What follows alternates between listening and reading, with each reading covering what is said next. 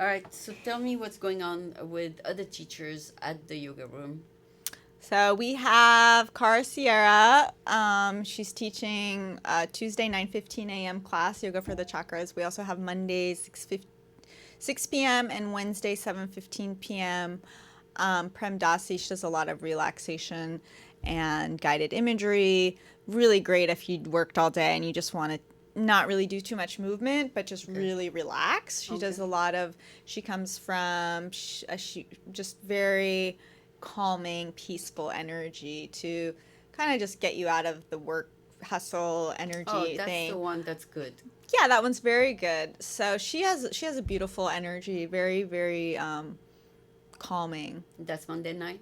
So tomorrow, not tomorrow, Monday, and every Monday, 6 o'clock, Wow. and then Wednesday 7:15. So that might be a good one for you. Yeah. Yeah. Okay. And then we have the wild or the divine masculine circle.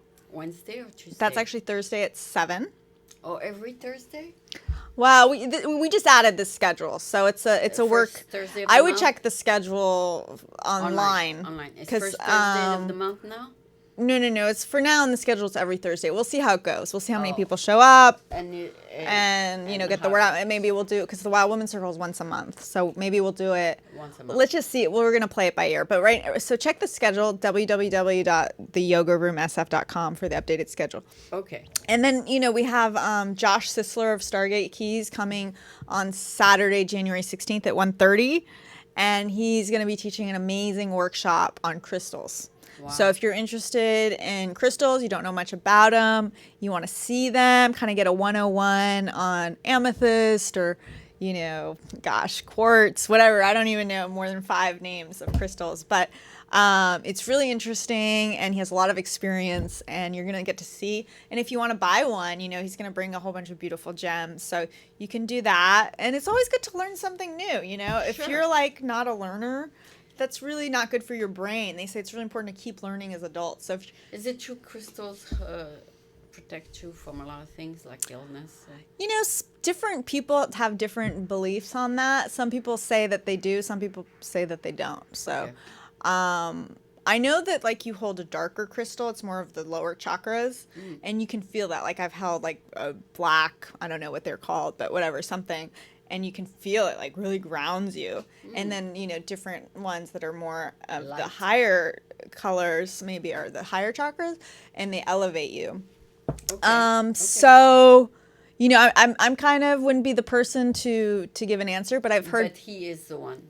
Your I've friend. heard I've heard different people What's his within name? Josh Sisler, but different people within the crystal World. world have said different things on that matter. Okay. Sounds good. Sounds good. Sounds like there's a variety of topic at the yoga room.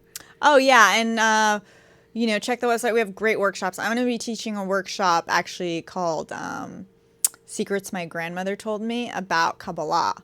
So it's only a couple subjects, but they're really deep, Mm. and they're very very. I think they have been so helpful in terms of my choreography. Oh. So this is kind of how you see how spirituality and creativity kind of come together, because the concepts of how the universe are held together or the spirit or God works is how creation works. So if you're an artist and you're making something, these tools help you as an artist. So I don't really see the two. I mean, we've talked about these two different things in my life, but I see it more like a tapestry. And when you see that the way that God has made,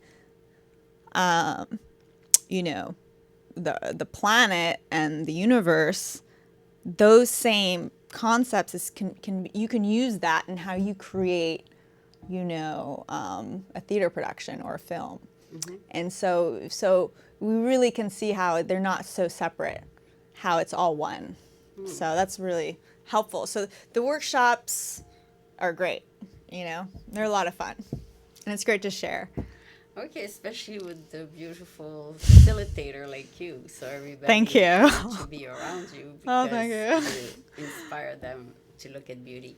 Yeah. So, Jennifer, thank you for creating the yoga room. I think it has a lot of potential to grow, and but it takes a lot of effort. Well, let me ask you a few questions because you've been there. How beautiful is the yoga room?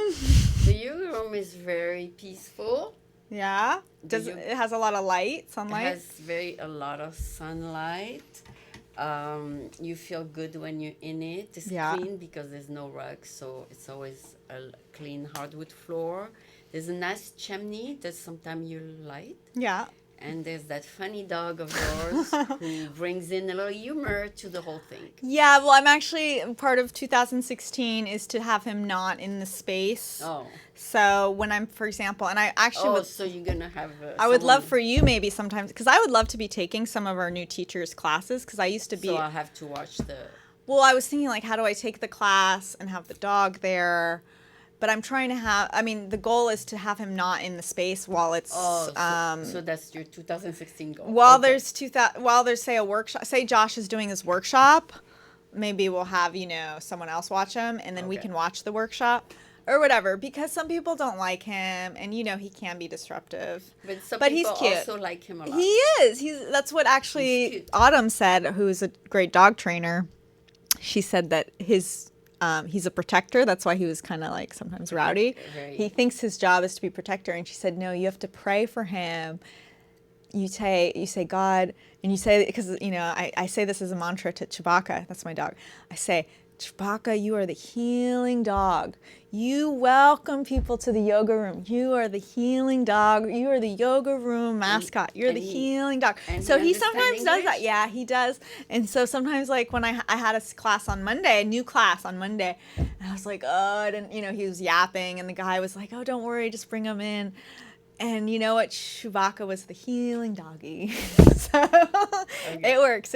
So yeah, if you really send that, and that's what Nam Yoga is really about, is the power of sound, and our words really have a lot of power. So when you really believe it too, that's very important. And you just say, and Chewbacca understands it too. You say, oh, Chewbacca, you are not the protector. That's not your job. You are the healing doggy. They start to learn it. Same thing with you. If you start saying, we do a lot of this work with self-love. That was a lot of my work last year. A lot of workshops we did, especially for women, self-love, and just change how you. Even if you don't think it right away, you look in the mirror, and a lot of this comes from Louise Hay. But you just say, I love you, and you just. So they pick up on the sound rather than the words themselves. Who? Are you talking about dogs? Yeah, they pick up on the energy of the voice, right? If you're kind in your voice, then they pick up. Well, sure. If I'm saying to Chewbacca, you're the protective, or you're the loving dog, you motherfucker. He's not going to of course, tone is everything, I remember in Paris, I had this theater class, and one of the assignments was to see a theater production in a different language. Oh. So it was, I think, The Cherry Orchard, which is a famous Chekhov play. So I'd read it. I'd seen it in English many times. And so I saw it in German. Okay. And I was far away at first, which happens because, you get these like cheap tickets. And then at intermission, if you see an empty seat, you kind of go up front. Okay.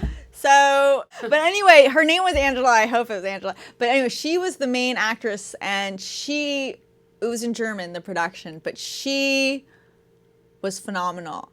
And I was like, my jaw was dropping. And I understood her emotion. I understood what was going on, because language, to a certain extent, you can understand someone without necessarily speaking the language. It's like music. It's universal. Okay.